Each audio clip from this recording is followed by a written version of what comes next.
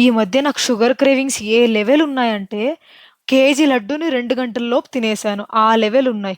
ఇలాగే తింటూ పోతే లేని రోగాలు కూడా వస్తాయి. అందుకనే ఈ challenge. Welcome to my day 1 of 21 days no sugar challenge. మనది లాగిన్ మార్నింగ్ 7:00కి కాబట్టి యాజ్ యూజువల్‌గా ఎర్లీగా లేచేసి 1 లీటర్ వాటర్ తాగేసాను. ఇంకా ఈరోజు మా పీజీలో మార్నింగ్ బ్రేక్‌ఫాస్ట్‌కి టొమాటో రైస్, ఇంకా ఉప్మా చేశారు.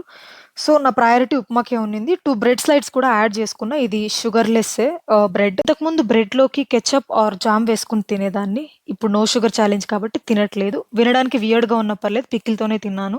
ఉప్మా ఇంకా బ్రెడ్. ఇంకా ఆఫ్టర్‌నూన్‌కి ఈరోజు మా పీజీలో వైట్ రైస్ ఇంకా బీరకాయ సాంబార్ చేశారు. నా బతుకులో నేను ఏమేమైతే తినకూడదని డిసైడ్ చేసుకున్నానో అవన్నీ పీజీకొచ్చిన తర్వాత కథలు పడకుండా తినేస్తున్నాను. వేరే ఆప్షన్ లేక.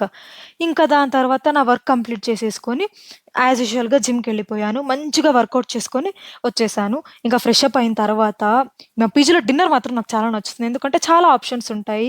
ఈరోజు మా పీజీలో డిన్నర్‌కి వైట్ రైస్, చపాతీ, పప్పు, బెండకాయ, ఇంకా రసము, బటర్ మిల్క్.